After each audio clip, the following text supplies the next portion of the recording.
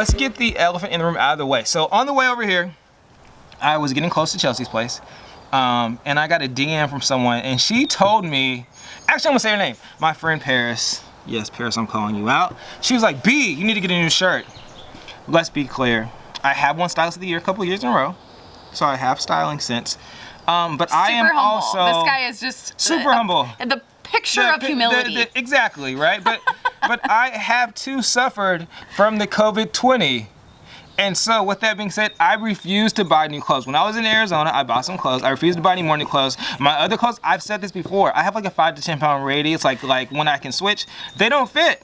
I put on jeans yesterday for the first time and they are skinny jeans. They are not necessarily supposed to be skinny jeans, but they are skinny jeans right now. That is what it is. I refuse to go shopping. Did you and get, I like, do need... Did some of those pounds go to like the cankles or something? Like, no, what do you I don't. how I did still they have no become ankles. skinny jeans? I don't know. And they were already stretched jeans. So let's be clear.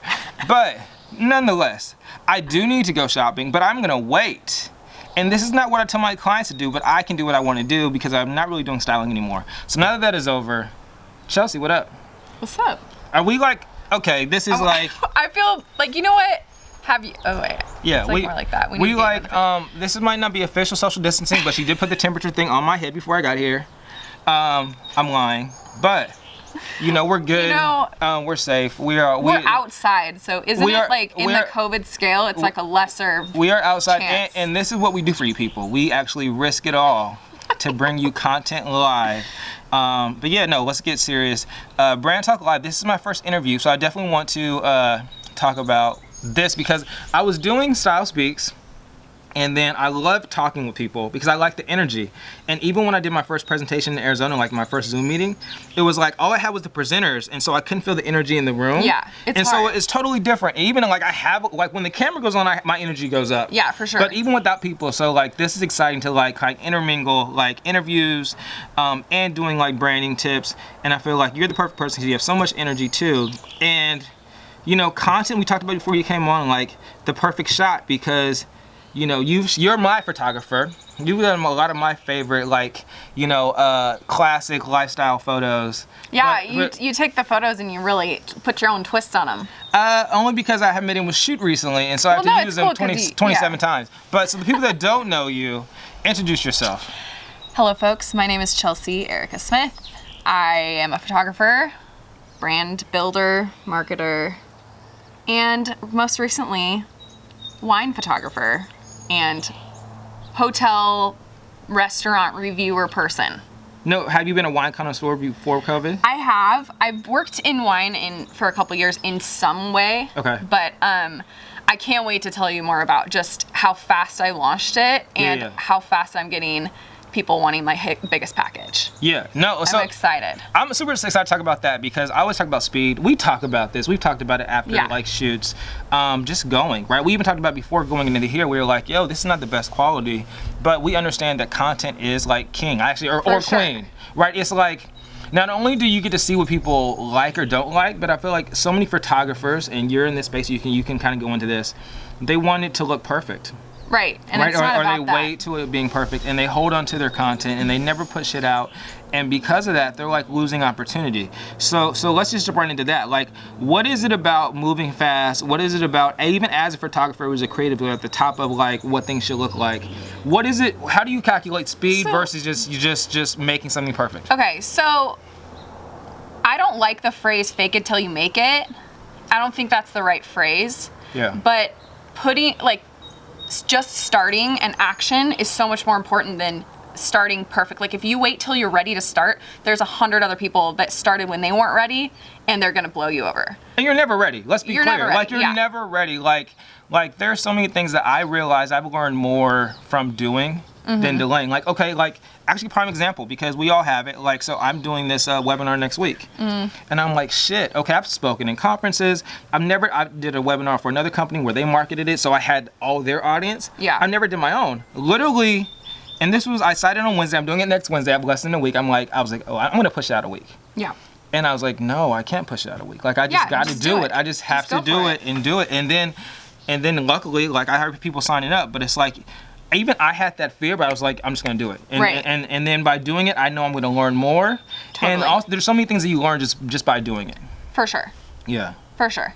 I mean, the other thing is, like, if you put yourself out there and say, I can do this, this, and this, if someone comes to you, wants that, and you don't know exactly how to do it, you can always hire somebody to help with it. Yeah. You know, like, if you're, like, on my website, I have, like, logo design. Well, if somebody needs, like, a quick logo, like, I can do it, but if they want to rebrand their whole thing, like, and it's a part of my package, I'll just hire somebody to, you know what I'm saying? Yeah. Like, if I have so many things on my website that I offer that some of it, it's like, I'm not an expert on, but if they want it, at least it's there. Yeah. And yeah, I just feel like if you wait until you're ready, it's just, you're never gonna be ready, like you said. I feel like so for me, I have a little different stance on that because I don't like, I personally can't do something till I feel like I've like mastered it, right?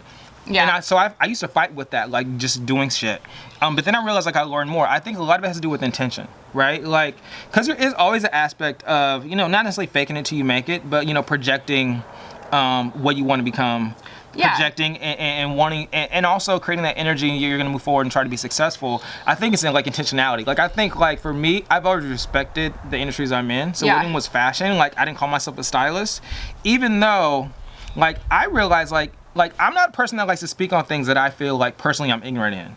At the same time, I know there's things that I feel like I'm ignorant in that I know more than people that claim themselves as an expert. Right. Right? So, but that's my own personal thing. But for me also, I think it's like intention too. It's like for you, you know enough to be dangerous. And at the same time, you know just by doing it, you're going to get it done. You have the relationships and you have the ability to communicate it to someone, even if it is a third party, to get the quality of work that the client might need. So I'll tell you, just because I just launched this whole wine shutter thing, this is how crazy. I basically said, I'm going to shoot like 40 or 50 wines. I had access to some really nice wines, like in the thousands. Okay. Each bottle was like in the thousands. Like some of them were really nice. And when was these this? this is like 3 weeks ago. So I was back in town. You realize that, right? What? I was back 3 weeks ago.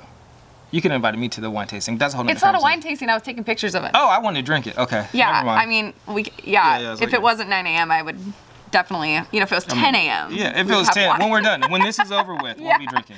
So this is what I did. I was like, I need to launch and I need to make it look like I have worked in this industry for a long time and done all of these really big clients. So I basically I shot like 40 or 50 really nice wines in really like beautiful settings.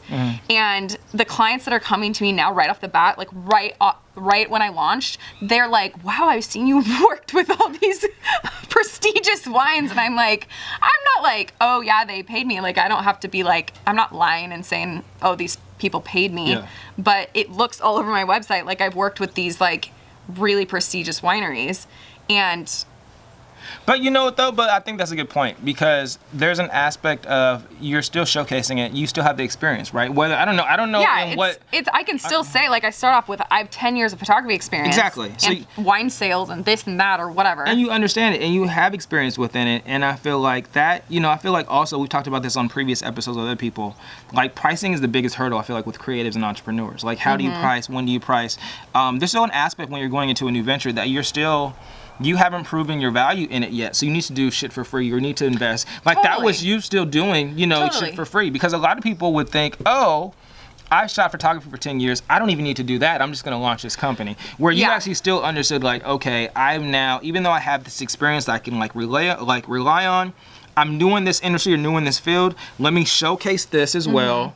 And then with all the other experience and skill sets I have, I'm now able to launch this and have a package for it. Well, and you just want to make a wave. Like I totally believe in like white space and like getting into industries that are like areas where no one else is. And that's like my main thing right now. And it's just crazy that in like 3 weeks, I have like dozens of wineries are like following me every day. And like I hung out with somebody who's a winemaker last weekend. Okay. And when, he like left his winery or whatever, they were like, oh, are you going with the wine shutter?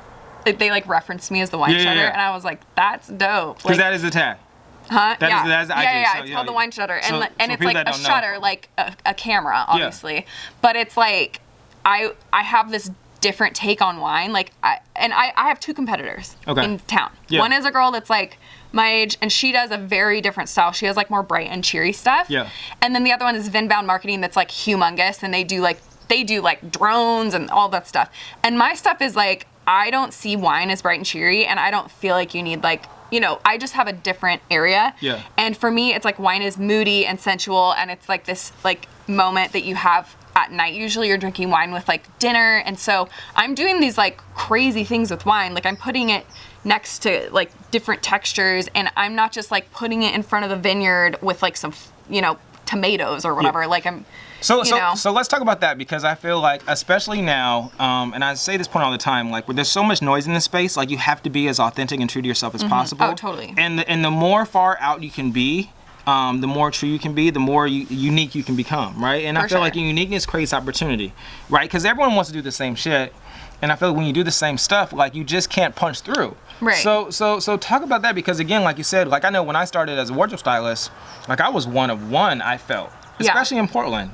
Like there was only one of me as being a male that liked to dress up. Like there was only one of me. Right. And at the same time, although it was a new market, that helped me because people recognized who I was immediately, and I stood out and I was able to brand myself. For sure. So talk about the branding aspect of doing something that not everyone else is doing, going down the unbeaten path per se, and like creating your own lane. So 3 things here. Number 1, I basically said, if I'm going to do this, I'm going to do it full on, like 100%. I'm going to get a good website, I'm going to get cards. I just hired my first employee. She's like reaching out to all these wineries and, putting in specific quotes and stuff or she'll be like, oh, I love this about your winery, and really reaching out, because wineries, there's usually like 3 people running this big operation. There's like a winemaker, a owner, and then a tasting room person or 2, and it's like, but like hundreds and hundreds of people are drinking their wine, so it's like, it's different from like a big operation, Exactly. So there's really not that many points of contact that you have to get to. So if you start becoming recognized, like you walking in, being, you're at all the parties, you're at all the things, and people start recognizing like that you're dressing different and you're kind of like standing out, like they start to like want to work with you because they see that there's this consistency in your brand. And so for me, I was like, I tried to go for, when I was doing like product shots, I was like, I want to go for wineries that I already think have like an edge, and that align with with my brand. And I knew, I was like, there are a couple wineries that like it wouldn't fit my brand. Yeah. They like a couple of the wineries I'm gonna work with, one is like super edgy. Yeah. And they instantly saw me like wrap make this like chain looking, and it was like down by like a rusty trash can. Like you wouldn't know it was a trash can, but they were like, oh my gosh, like they want me to do like a magazine spread. Yeah. And then another one is like, hey, we're like a barbecue type wine, but it's like that kind of rustic thing would totally fit us. They want me to do like a full rebrand.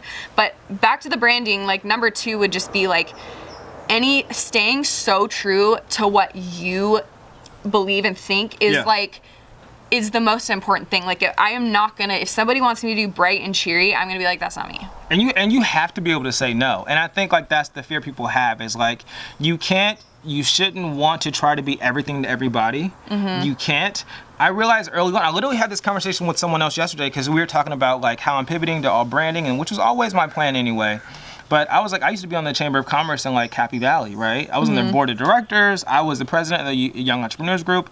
And it's like, from a optics perspective, like I was a face of this entire like, organization. But when I realized I'm launching into wardrobe styling, no one in North Clackamas was gonna hire me as a stylist. Yeah. Right. And I've only narrowed my market. Even when I started 4 years, like I started chopping down who I could work with. I'm like, okay, I am not gonna try to convince someone that they need my services. I don't want to convince someone of my value. Now, let me be clear, like, they need to understand that I'm bringing ROI to them, but I'm not going to convince someone that they need to dress up. Like, I'm not trying to go to that person and be like, okay, you dress like terrible, and I'm going to convince you because straight eye for the that's queer guy. Exactly, like that's not my client, and it was never going to be a public client. And even in Portland anyway, it was kind of like an oxymoron. So I was like, I need to find realtors, I need to find interior designers, I need to find entrepreneurs that are in the Pearl, or in Lake Oswego, that are already like into fashion, and I can pull them a little bit further. To your point of like you finding clients, like you don't need to be everyone to everybody, and in fact you shouldn't be, because then that is your value prop. Well, especially with one of your value props. This one that's like a super edgy wine. I mean, their wine's $300 a bottle.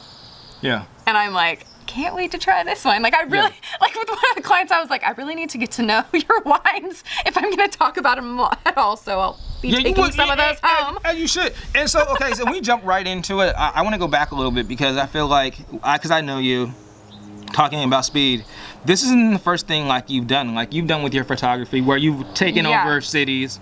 Oh yeah. I was like, I'm gonna do it, and we've talked about it. So talk about that, because this is obviously a muscle that you built. Because a lot of people, like, I look at it as a muscle. Right, you know, ironically, for sure. where I'm not working out right now, but it is a muscle. Like leaning into like fear, leaning into just launching stuff, and understanding that, hey, I'm gonna figure it out along the way. You've done this a couple times, so explain that. Okay, so I'll start and do the 1 minute history. When I was like 7 years old, I started taking pictures of girls in the playground, and I literally shot those girls' weddings like 10 years later. Yeah. Or 20, I guess. So then when I was 11, I did darkroom at the School of the Arts, and then 16, I got my business license. It's Urban Bay Photography when I was 16, still the same name, which is cool. 18, I did my first wedding, and then I basically went full-time self-employed like 3 or 4 years ago, and I've had to get a couple jobs here and there because it's like, you know, hard, you know, being an entrepreneur. And then finally, about August last year, I was like, I'm gonna do full-time photography. Yeah. So anyway, when I decided that, I had gone out with a friend who's a photographer, and I was like, how are you shooting in these places? Like, how do you shoot in Arizona? Like, I love all these pictures in Arizona. And she's like, well, I just like shout Instagram. out to Arizona. Yeah, yo. Yeah, I'll be super chocolate, super melanin here, even more so than I am right now. But anyways, get back to you. Yeah, so I was like, how are you shooting and finding these people in Arizona? And she was like, I just reached out to them. And I was like, mind blown. Yeah, right? You just reached, so like a concept, like I'm gonna target and actually reach out to potential prospects and try to get them as clients. I was like, oh my I'm gonna have a sales process. So this was the process. I started in Alaska. Alaska was the first one I did. I reached out to about 100 venues and bridal boutiques, hair and makeup, and I did a giveaway. Okay. And it is really hard to get an engagement lead. Like, it's just hard. There's a lot of competition. And let's break down the numbers. So you reached out to 100, and it was a giveaway. And this is after you've already been an experienced photographer for 10 years. Yep. And then what was the ratio? How many people actually came on? Like, let's talk about that. Yeah. So I got responses from maybe 5. Okay. Out of 100. Yeah, because I just like to put that out there because I think people think that like it's easy. Oh, they think that. Well, actually, when I first, like 2 years ago, I thought I want to do a styled shoot, and I reached out. I had met this one girl at a nail salon who worked for the White Dress in Portland. Okay. And I kept emailing her, and she'd be like, and like they have so many people that want to do styled shoots that it would take 3 weeks to get back, and I was just like, how come I can't do like. All these other people are doing style shoots. How can I not do this? And it was because I just put all my eggs in like literally one basket. Yeah. And as soon as I started reaching out to a bunch, it's like you could actually do some work. And so with Alaska, I was like, with the point of the giveaway, and it's point of for any of you who are in other industries too, doing a giveaway with other vendors is like, okay, I have 0 people that are following me from Anchorage, and even if they have 200 followers or 300 followers, all of their followers are your target market. Yeah. So when they all post my photo and say, here's a giveaway for $100 off a bridal dress and 10% off a venue and a engagement shoot, the first time I did it, I got 20 engagement leads that entered the contest. I was like, do you know how hard that is to get like in? And so it's not what I did with the people who And it wasn't just the numbers. It's like like you said, because you got 5 for the 100 that responded, but then from those 5, am I hearing you correctly? You got 20 leads from the 5. Oh yeah. So from just them with their little tiny followings. It's like I refer to marketing the marketing. Yeah. Like essentially they marketed the marketing that you were actually able to procure. They marketed themselves for you. Do I really care that somebody's getting $100 off a dress? No, I care that I'm getting into their network by a picture of my picture is going on their page. Exactly. And then also like I'll tag them if I do a shoot at the venue. The whole point of doing these style shoots with all these vendors is like everyone is cross-pollinating. They're all putting each other's work on, especially as a photographer, you're kind of like the core. So like if someone's doing flowers, like you're getting onto all of these people's sites, especially like in Arizona, I worked with 3 or 4 different hair and makeup people. Yeah. I had 7 brides. I worked with a bridal boutique that gave me 4 dresses. I did 17 shoots in 9 days. It's like, and like you said, the ability to compound your reach is what it's about, and the virality opportunity you have. And then just like I said, all the people you can meet, it's not always just about sheerly numbers. And I think the other thing people need to realize is the perception of value in the marketplace. right? Like a lot of people, I feel like as creators, and again, you have to do free shit, right? As an entrepreneur, or whatever, and that's a great thing. You can set your own pricing. I alluded to earlier. But like what you may think your value is and what the marketplace thinks your value is might be two different things. And a lot of times it is until you reach a point where it's like now they're paying you enormous amount of money for doing shit that you barely do, right? Well, but at the beginning, like they don't know you.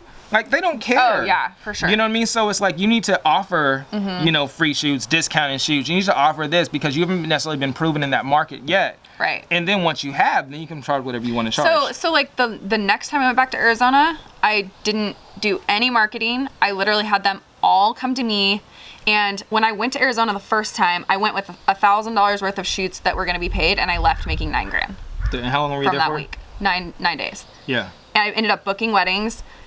Some of the there's like this principle of reciprocity, and I had the giveaway that I did. They ended up like paying. It was my birthday. They ended up like paying me $100, and it was just little things like that. And I ended up booking weddings from like the free stuff I was doing. Oh my goodness! It was crazy. And then when I went back, I had a bunch of shoots. Yeah, every time I've offered, like, I get hit up, you know, especially styling, like to offer like the charities and whatever. Like I've had to actually do it like once. Like, and I offer like a lot, like whether like a full package, like dressing someone twice, like literally they don't even like use it. I wanted to talk about the creative and the importance of creative, and we talked about kind of, you know, it might seem like we think that the creative is not important, but it is. So talk about like, and I put a question on my personal Facebook, like how many people have got shots recently professionally? Like how often should a brand, how often should an entrepreneur repurpose or refresh their shots? Because like for me, it's nothing better than taking photos. Like I love it. Like I love taking photos. But how often should you do that to keep your page fresh, to reach new audiences, and just to seem like you're a current brand? So this is just for anyone out there who needs content. A really great way is to trade. Like trade with a photographer or trade with a blogger. Bloggers like need pictures, but most bloggers know how to take pictures too, and it's just because, you know, not everybody has $600 to do a full session every 2 weeks. Like the more you can take and the more lifestyle stuff you can do too, no matter who you are, being out there. That's all I do is lifestyle shit. Yeah, but being out there and doing stuff like being posed, it's just the reason I stopped doing like dress up in an outfit and take a picture. I'm just like, people care more, like, where'd you go and get drink? Like, where'd you eat that night? Like, because for me, it's like, the style was, I'm not a fashionista, but I want to show you, if you're going to a gala, like, this is what I wore to the gala. I don't want to just be like, oh, look at my outfit. People are buying you. Like, even it doesn't matter what industry you're in. Like, people are buying yourself. And so for me, like, I always say, like, I just turn my lifestyle into my social media. Like, and really, like, and I'm not one, like, I just show you where I'm at, and I go to my events, and because I'm in fashion, like, I dress up, whatever. But it's like, I just show you, like, literally, I get more DMs, and I say this numerous times, I get more DMs when I sing in the car and I can't sing than anything else. And it's because it's just real. And so taking that to like lifestyle shoots, like just doing regular shit, you know what I mean? When it's overly like perfect, like it kind of like doesn't make sense. And like even if you can't take a good picture with an iphone, you shouldn't be a photographer. And if you can't edit a picture, let's talk about the people that aren't a photographer though. The people that then what should they do? Get some presets, but you can seriously still take pictures with your iPhone. Good professional photos are important, but like, ask any blogger, when they post a selfie with their iPhone on their main feed, it gets way more engagement and likes than anything else. Without question. And without question, right? Without question.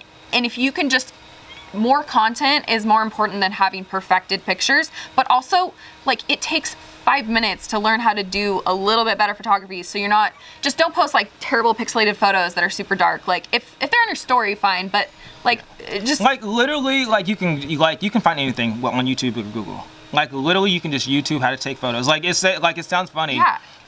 Just get your face towards the light. Yeah. Like I literally looked up male model poses. I kid you not. I bullshit you not. I shot with my friend X, who does a lot of my videos. We shot, and the first time we shot, I hadn't shot in like months, right? So I felt super awkward, whatever. I'm like, fuck this. I'm actually gonna Google male model poses, because for males it's not a lot, right? Next time, like. I shot. What's so like, funny super about quick. shooting you is that sounded bad. Sorry. Every time I shoot you, You come out alive.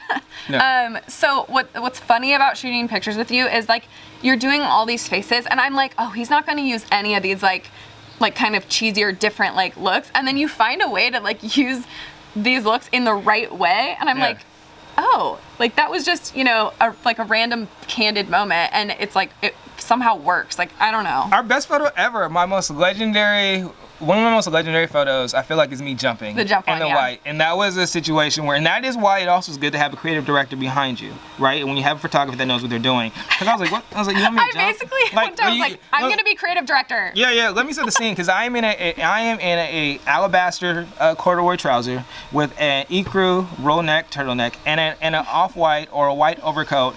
And Burberry loafers with white piping, right? So I'm not really dressed to be doing any type of whatever, aerial, anything, any type of aerial activity. Cirque du Soleil. And she's like, oh, just go jump. And I'm like, okay.